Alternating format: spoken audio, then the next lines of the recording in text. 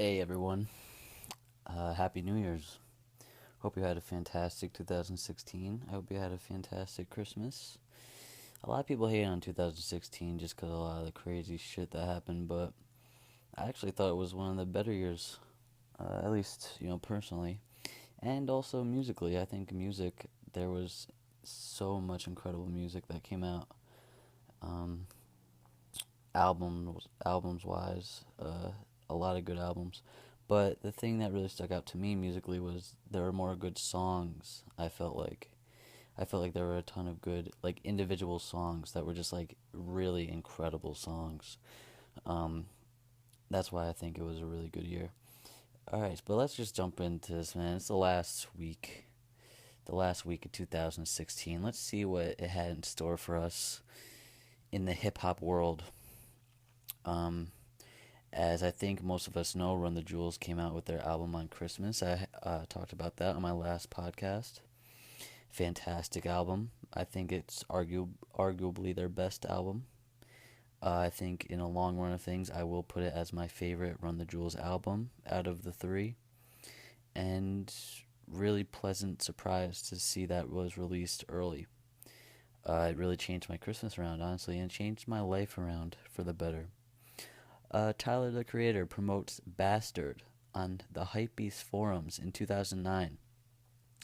This is an incredible find, okay? Not only because it's like, holy shit, we see where Tyler's at now. He's one of the biggest names in hip hop and a humongous name in music in general. Such an innovator for his style and sound and everything that he's helped build for himself and the Odd Future brand. But not only is that speak for itself, but just seeing how he came from posting and promoting his stuff on a hypebeast forum, and it's like seeing his growth over the past 7 years and where he's at now. It's just really remarkable when that stuff happens, and it's such an inspiration and it's such a motivation to make you feel like, damn, like someone started from where I'm starting at, and it reinsures you that it's possible to get to a place like where Tyler's at and seeing where he came from. And I mean, you can even go on the YouTube videos and search up all the old Odd Future videos and stuff, and see that they were just kids messing around, but they had hard work and had a unique style to them, and had creativity and lyrics and just the whole package that brought them to where they are now.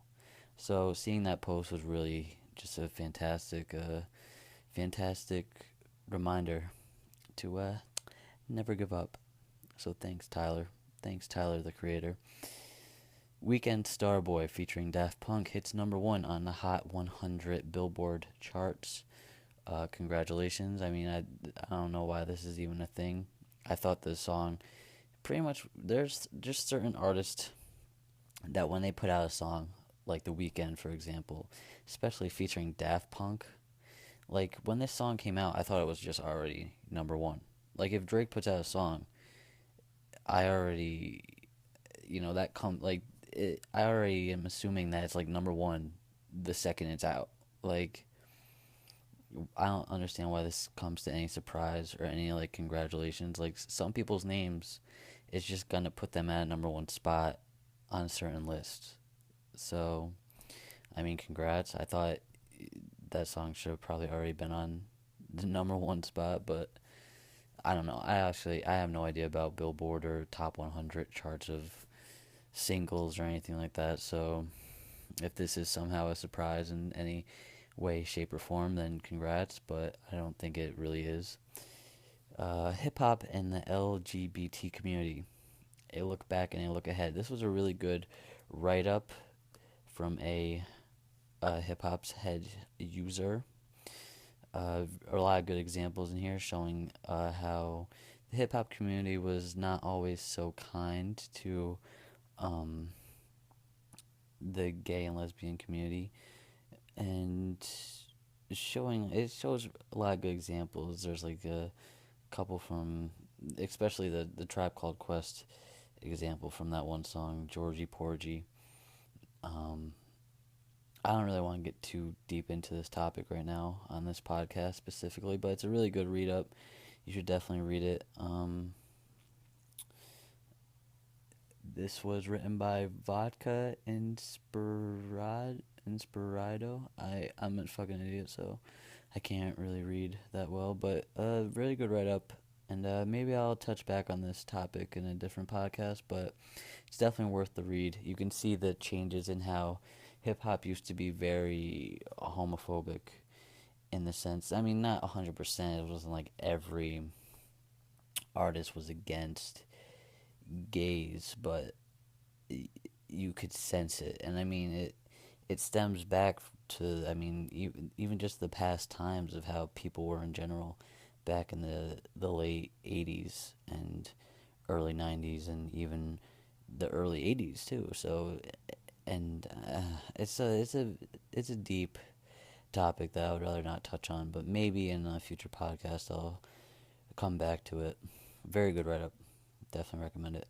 Jamie XX featuring Young Thug and Pop Can. Is that how you pronounce it?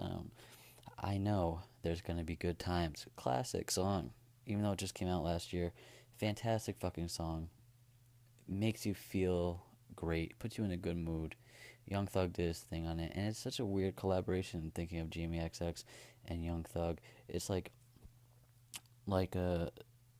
when you throw on Jamie XX album and you're listening to it and transcending into a different fucking universe because it's so out there and creative and experimental, but also it has something to it that's just so good and so appealing.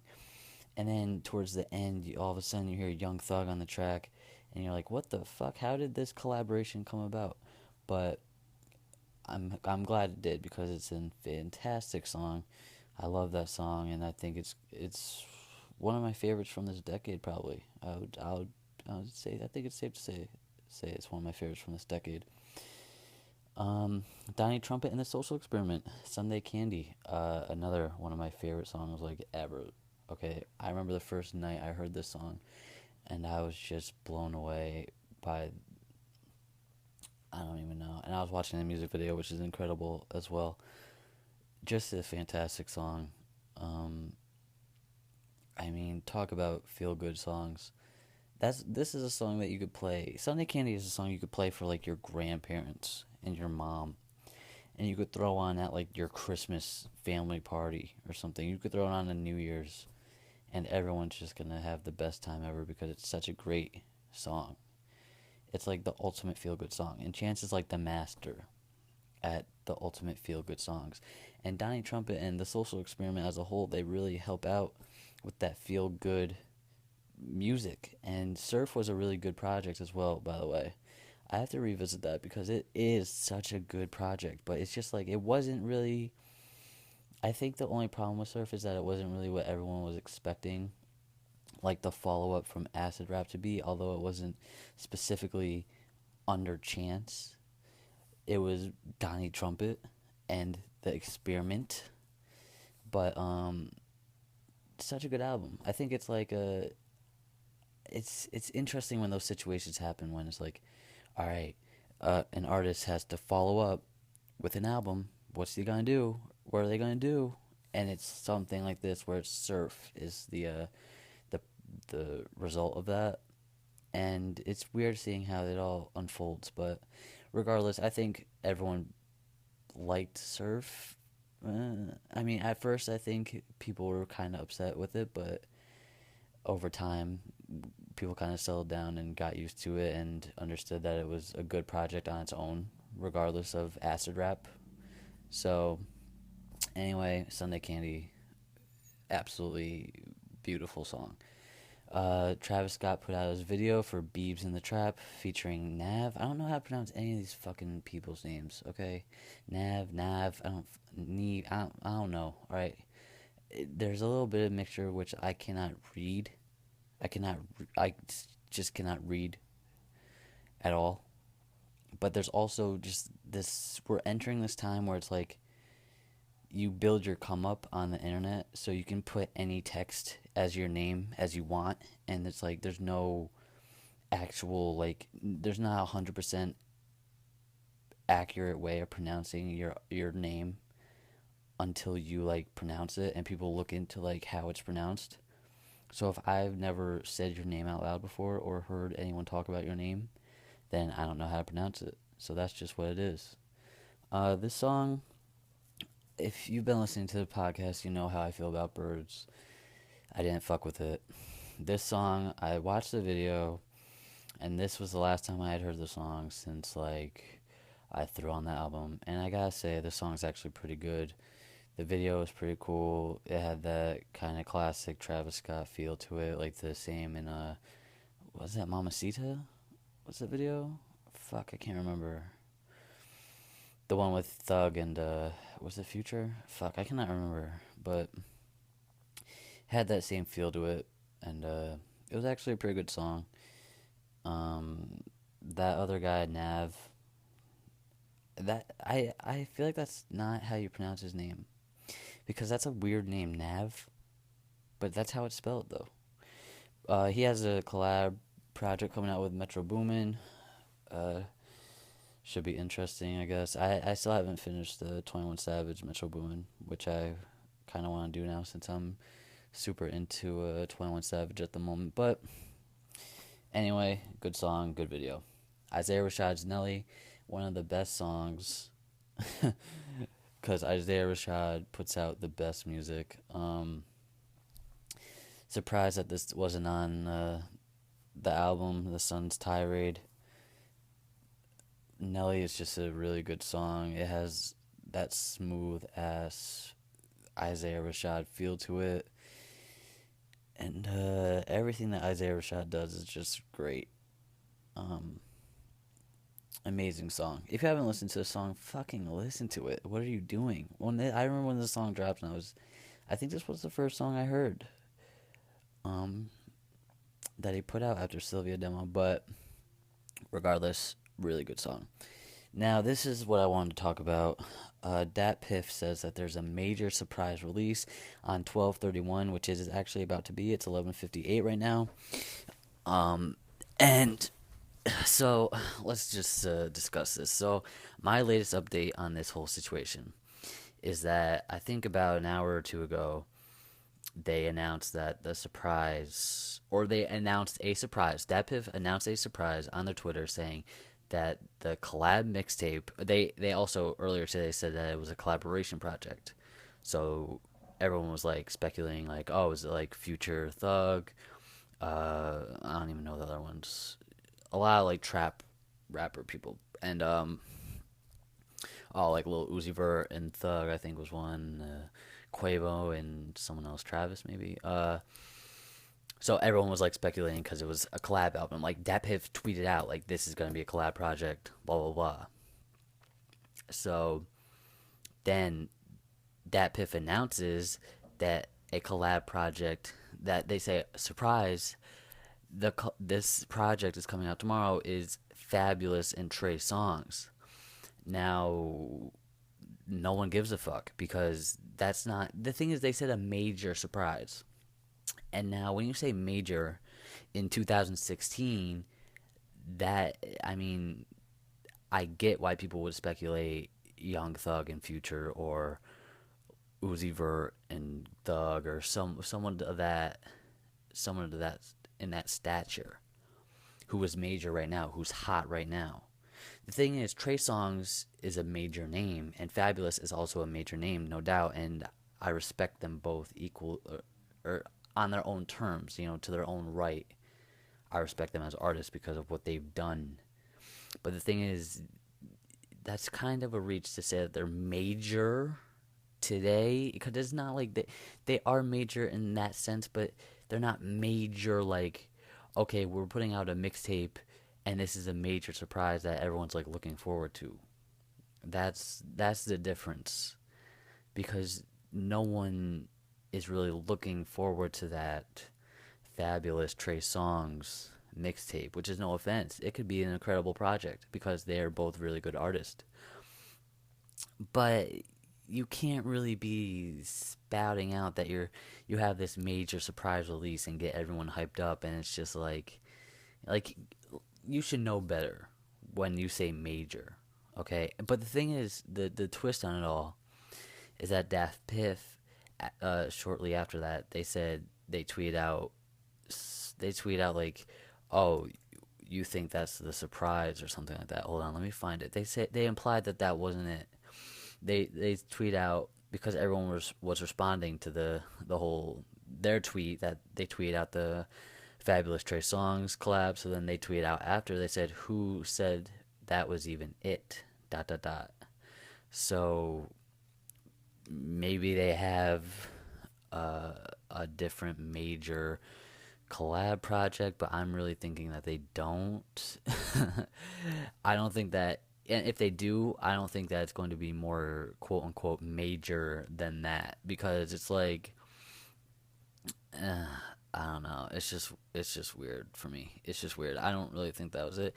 They're the way they even tweeted. They said surprise in all exclamation points, and then said dropping tomorrow. My Fabulous Life times Trey Songs. And it's like, okay, you guys announced that that was a collab surprise mixtape was dropping tomorrow from major artist. So, and it says DATPIFF presents. So you guys like hyped it up. It says DATPIFF presents on the cover. So I really think this was it, and now they're seeing the everyone's reactions to it, and they're like pulling back a little bit. We'll see what happens. I don't think that there's any more surprises than that, but whatever. Um, Lil B collab with Metro Boomin in the song "My House." I don't know how I feel about that Crossroads kind of sample thing that was going on there, but other than that, I mean, it was all right. I mean, I'm not really a big fan of Lil B singing like that, but I like Lil B and Clams Casino and shit. So I mean, Metro Boomin, I was expecting something really nice, just wasn't really my style. Avalanches put out a new song called Bad Day, which has a nice verse from Freddie Gibbs on it. Avalanche's Wildflower is one of my favorite albums of the year. Incredible fucking album. And Freddie Gibbs did his thing on it. I kind of the problem is though, Freddie Gibbs rapping kind of clashed with the vocal samples on the song. I mean I can get over it and I can deal with it. And I think the song itself, the music is incredible because Avalanches are just so fucking good. It is a really beautiful song. Check that shit out, please, because Avalanches are the best. Kind of wish that they hadn't had the vocals with Freddie Gibbs rapping, but I can deal with it. Incredible song. Gorillaz, November Has Come, featuring MF Doom. This is a throwback song. Classic, fucking amazing song. Listen to the Gorillaz if you haven't, man. They got some fucking classics up their sleeves and in their past, and they should be putting out a new album 2017 is what I've heard. Last time I checked. Lil B on Twitter, talking to Soulja Boy. He said, "Soulja Boy, keep my name out your mouth when you speaking to that rat ass N word. DJ Vlad, you both looking whack. Merry Xmas, Black Ken soon."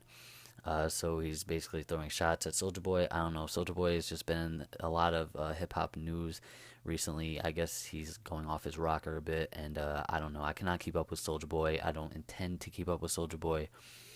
I mean, the dude has hits after hits after hits, classics. Okay, "Kiss Me Through the Phone" to classic. Throw Some D's on it. I think that's what it's called. I know that's the Rich Boy song as well, but I think that's what it was called, right? When he's talking about he's talking about his grades.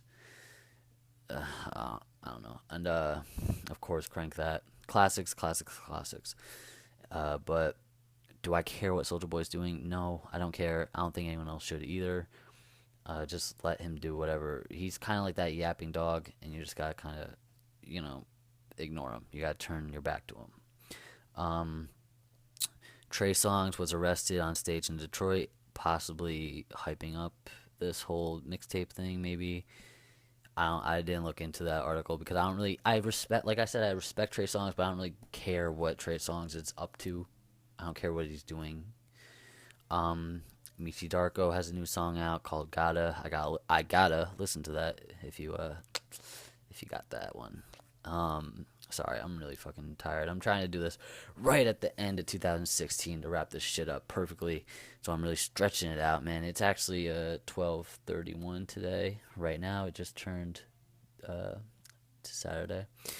Um, what else? Ray Shremmerd, new song or new video, should I say? I don't know if this was on their latest album. It's called Real Chill by Kodak Black. I watched the video. It was cool. It was a good song, but and also I want to tie this in with the new Future, new Future song called "That's a Check" featuring Rick Ross. Look, there has to be a change in this kind of rap. Okay, sonically, the thing is, I really do enjoy, and this is all my personal opinion. I don't know where it's going or anything. I don't know if people are really like still loving this kind of like generic sounding kind of trap based poppy, not like poppy, but it has that more party style to it.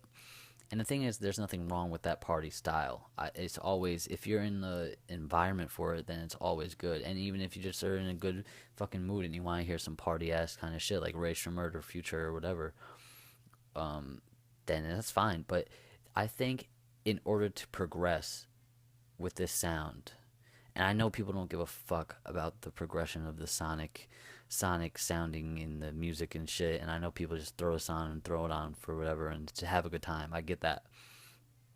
But it's like I think we're reaching the end point with it. I think we're reaching the end point with Ray Shremmerd and Future. Just this beat. The kind of beats that it goes and then they flow on it and it's like okay, yeah, the first couple listens is cool, but like really what else what are we grabbing at after that? We get the song and it's like this style has just been recycled and recycled and recycled for the past like 4 years now ish. So it's like just imagine if Future got over a Flying Lotus beat. Imagine that shit. Imagine if his vocals he did that cool fucking effect with his vocals and he did kind of the rapping, half singing thing over like a fly low beat. And it's not one of those, deep fly low beats from like You're Dead or whatever. It's more of that like, cause the thing is, Fly Low can make some shit that he can just turn the fuck up to, but it has that kind of experimental, out there, airy, atmospheric kind of fucking texture to it. So imagine if Future was rapping over some shit like that. It's like there are so many collabs that can happen, but are just not happening. It's like people are still staying in their lane with the same producers that are in their lane, and it's like no one's really reaching out, and it's like there's just so much potential if people would just reach out. And there's just like, I get it that you want to collab with a producer who has a name for himself. Like of course everyone wants to rap with Metro or collab with Metro Boomin, and of course everyone wants to rap with Future because it's like those are two high names, and it's like of course. And the thing is, Future and Metro Boomin, they go together like PB and J, but it's like there's just so much more out there, and it's like we could take this music shit to the next level. Like don't you want to be that rapper, that producer that changes the shit, that makes a new trend and makes a new sound and expands on this music shit and make something memorable instead of this fucking same formula kind of shit over and over again. But regardless, I still rock with it. I still will throw it on and enjoy it. So it's like I don't know. I feel like the tipping point is coming though, and I just had to go on a little rant there. But yeah, it's coming. Um, what else? I'm trying to search for some other shit to talk about. Oh, I still haven't listened to Kid Cudi's album, but Needle Drop put his review out. He gave it a 4 out of 10, and I don't have shit to say about that. Speaking of a new Soulja Boy mixtape, which I will probably not listen to. I don't understand. Uh, Troy Ave was shot while he was driving in Brooklyn. I think he's like all right though. I don't know, but I mean, and I understand that Troy Ave, he probably comes from a bad place in Brooklyn, and grew up in a rough environment, um, and came from nothing, if you will, or whatever, and that's just the lifestyle that he's involved in or whatever. But I think there's also a level to your life that you live in, the way that you choose your actions. That's like, the karma does come around in a way. Bad karma will follow you, and it hits you, and it's just, I mean, literally hits you. I guess, in this case. And the thing is, I don't know the guy. I don't listen to his music. I don't know anything about him besides the things that he's said that have been critical in the sense of like, you shouldn't have said that and you shouldn't have done that. But the thing that started off for me was seeing him on the Sway's Five Fingers of Death and faking that, or attempting to fake that. And it's just like, from there on out, it was like, all right, you're out. You can't. How are you going to go in Sway's legendary Five Fingers of Death and not only disrespect everyone who's done it before him, but disrespect Sway? How are you going to disrespect Sway in his own house? And you're on camera. It's like, dude. So right then it should have been done. Everyone should have just dismissed this guy from the game forever, and he should have been out. But then it's just like the downward spiral for Troy Ave started there, and it hasn't ended yet. I mean, he's said these things about capital Steez, and he's done all this stupid shit, and it's like, just judging based off what he's done in the public, you can only assume so much so of the things that he does in his own private life. And it's like, well, you can't escape what the universe has in store for you. So I guess we're all just seeing that played out. But I could be wrong. He could just be, bad luck. He could be an amazing person. I don't know. But, regardless of if he's a good person or not, I hope that he gets better. And no one deserves to get shot. Okay, no one deserves to just get murdered in cold blood. So I hope everything turns out better for him. I hope he can turn his life around and get him out of these situations that he's been put in the cards that he's been dealt. And I hope that things turn around better for him. I guess someone was digging and found Tyler Creator's original MySpace music page with 6 songs. I haven't actually listened to it because I can't fuck around with MySpace. I don't understand how. I was trying it on my phone and it wouldn't work, and I hadn't revisited it since. But I do kind of want to hear these songs. I'm interested to hear them. TDE secretly dropped an album by their other artists, their other new artists, again, this year. I don't understand what that means, if it's like out there or whatever. Who is their secret artist? I don't understand. Is Kemba? I saw a picture and Kemba was on it. I'm assuming that Kemba has a part to do with TDE now, but I don't know. I could be wrong. What else? Lil Wayne visits a paralyzed fan in the hospital after shot in the spine. That is excellent. Lil Wayne is, that's a good thing to Lil Wayne to do. I feel like Lil Wayne is a good person. I don't know. I don't know what to say about Lil Wayne, honestly. Carter 5, is that coming?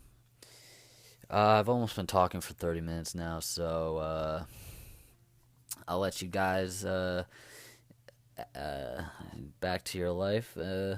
Thank you for listening. I hope you enjoy the New Year's Eve. I hope you celebrate. I hope you are around people that you love. I hope that you have a great night, a great day, a great New Year's.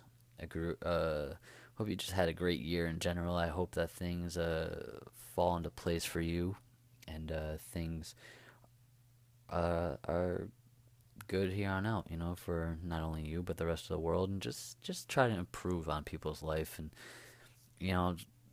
don't think too selfishly about yourself, and just try to instead of only focusing on what happiness is coming your way, maybe try to make someone else's life a little more happier.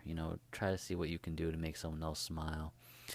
I wanted to end this podcast on a really corny note, and I think I just did that. So thanks again for listening. I'll see you guys next year. Get it? Next year. Get it? All right.